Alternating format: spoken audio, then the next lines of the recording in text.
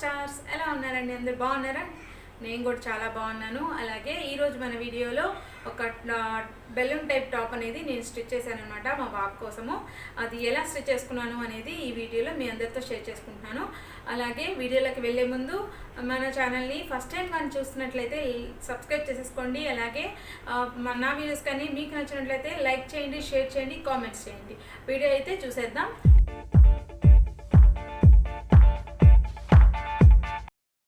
ఇలాగా 1.5 మీటర్ తీసుకున్నానండి నేను క్లాత్. ఆ క్లాత్ని ఇలాగా 4 మడతల మీద ఇలాగ కోన్ షేప్లో ఫోల్డ్ చేసేసుకున్నాను. ఇలా ఫోల్డ్ చేసేసుకొని ముందుగా మనము పొడవు ఎంత ఉందో అది చూసుకుంటున్నాను. నాకు ఎంత కావాలంటే నేను 30 ఇంచులు తీసుకున్నాను, 30 ఇంచెస్ అలా తీసేసుకొని మార్క్ చేసేసుకున్నాను. అలాగే ఫోల్డ్ చేసుకున్న క్లాత్ని అక్కడ ఆ సైడ్ 2 ఇంచెస్ అనేది నేను మార్క్ చేసుకుంటున్నాను. ఇట్లాగా మనకి కొంచెం వెడల్పు ఎక్కువ రావాలి కాబట్టి ఇక్కడ మార్క్ చేసుకున్నాం. బెలూన్ టైప్ టాప్ కాబట్టి అలా మార్క్ చేసేసుకోవాలన్నమాట. 2 ఇంచెస్ అలా మార్క్ చేసేసుకున్న తర్వాత 30 ఇంచెస్ నేను అలాగా కర్వ్ షేప్ అనేది నేను డ్రా చేసేసుకుంటున్నాను. చివరి అలా పట్టేసుకొని టేప్ని ఇలాగా కర్వ్ షేప్ అనేది డ్రా చేసేసుకుంటున్నాను. ముందుగా అలాగా 30 ఇంచెస్ అలా మార్క్ చేసేసుకొని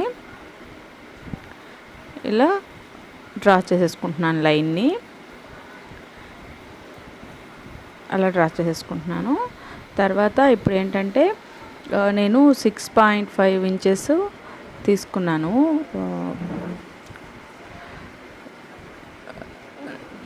నెక్ అనేది. 6.5 అలాగే 8 ఇంచెస్ లూజ్ తీసుకున్నాను. లూజ్ తీసుకొని నేను మార్క్ చేసేసుకున్నాను. ఇప్పుడు కట్ చేసేసుకుంటున్నాను అన్నమాట. నెక్ అనేది నేను ఇంకా డ్రా చేసుకోలేదు, అలా కట్ చేసి పెట్టేసుకుంటున్నాను ఎంత లెంత్ అయితే కావాలి అనేది. అలాగే లూజ్ చూసుకొని 8 ఇంచెస్ తీసుకున్నాను. లూజ్ 8 ఇంచెస్ తీసుకొని అలాగే దాన్ని కర్వ్ షేప్లో కట్ చేసేసుకుంటున్నాను అనమాట. ఇది హ్యాండ్స్ కోసము చంక భాగము కట్ చేసేసుకుంటున్నాను. లూజ్ కూడా అలాగే టాప్ బెలూన్ టైప్ కాబట్టి కొంచెం లెంతీగానే వస్తుంది. ఇలా కట్ చేసేసుకుంటున్నాను అనమాట. అయిపోయాక కింద కర్వ్ షేప్ అనేది మనం డ్రా చేసుకున్నాం కదా, అలాగా కట్ చేసేసి పెట్టేసుకుంటున్నాను. 30 ఇంచెస్ కట్ చేసేసి పెట్టేసుకున్నాను. షేప్ అయితే వచ్చేసింది. ఇలాగా ఫోల్డ్ చేసేసుకొని నేను 9 ఇంచెస్ మార్క్ చేసేసుకున్నాను. ఈ 9 ఇంచెస్ అనేది స్టిచ్ చేసేసుకోవాలన్నమాట. ఇలా ఫోల్డ్ చేసేసుకొని స్టిచ్ చేసుకున్నాక ఇలా ఫోల్డ్ చేసుకోవాలన్నమాట. అది మధ్యలోకి మడిచేసి ఆ తర్వాత నెక్ అనేది మనం డ్రా చేసుకోవాలి. అలా స్టిచ్ చేసేసుకున్నాను.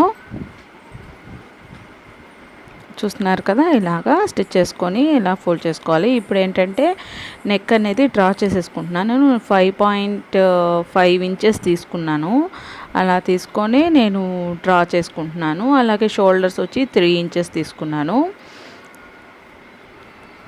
ఇలాగా నెక్ అనేది కర్వ్ షేప్లో డ్రా చేసేసి ఇలా కట్ చేసి పెట్టేసుకుంటున్నాను. నెక్ అనేది కట్ చేసి పెట్టేసుకున్నాను. ఫ్రంట్ బ్యాక్ నెక్ అనేది ఇలాగా సెట్ చేసేసుకొని మనం ఫోల్డ్ చేసేసుకోవాలి. అలాగా ముందు స్టిచ్ చేసుకున్నాం కదా, అలాగే ఇంకొక క్లాత్ తీసుకొని స్టిఫ్గా ఉండడానికి బ్యాక్ నెక్ ఇలాగా స్టిచ్ చేసేసుకోవాలన్నమాట. ఇలా స్టిచ్ చేసేసుకొని పెట్టేసుకోవాలి, ఎందుకంటే అది ఫోల్డ్ అవ్వకుండా ఉంటుంది, స్టిఫ్గా ఉంటుందన్నమాట. అలాగే ఫ్రంట్ నెక్ వచ్చి ఇలా పైపింగ్ చేసేసుకుంటున్నాను. ఇలా ఇంకో క్లాత్ యూస్ చేసుకొని పైపింగ్ లాగా వచ్చేటట్టుగా ఇలా ఈ క్లాత్తో నేను స్టిచ్ చేసేసుకుంటున్నాను.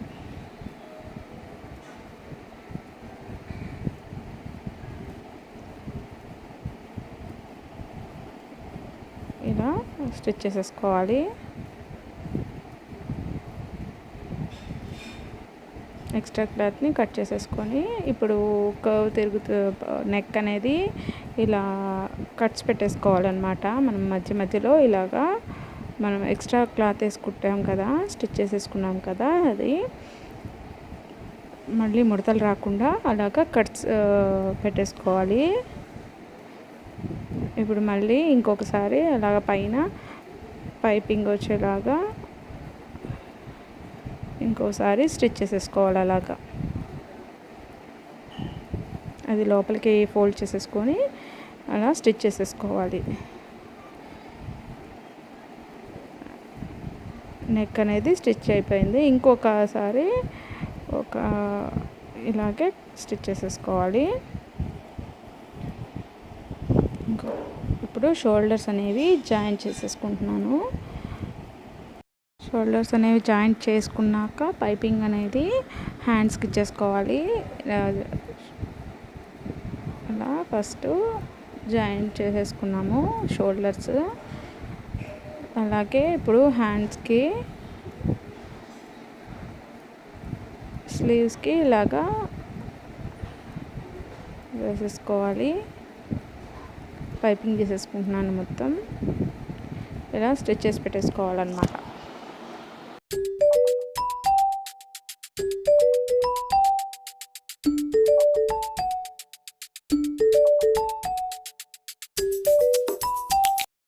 ఇలాగా కట్స్ పెట్టేసుకోవాలి. ఎందుకంటే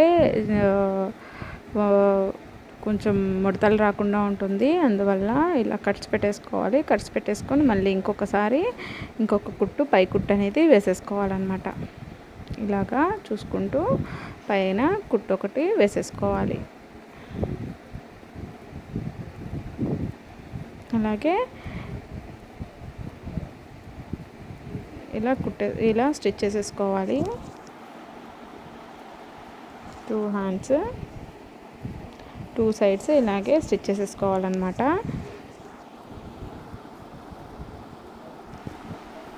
ఆల్మోస్ట్ రెడీ అయిపోయిందండి. ఇప్పుడు ఏంటంటే వన్ సైడ్ జాయింట్ చేసేసుకోవాలి. ఒక సైడ్ ఎంత లెంత్ అయితే కావాలో అంత చూసుకొని జాయింట్ చేసేసుకోవాలి చివరన.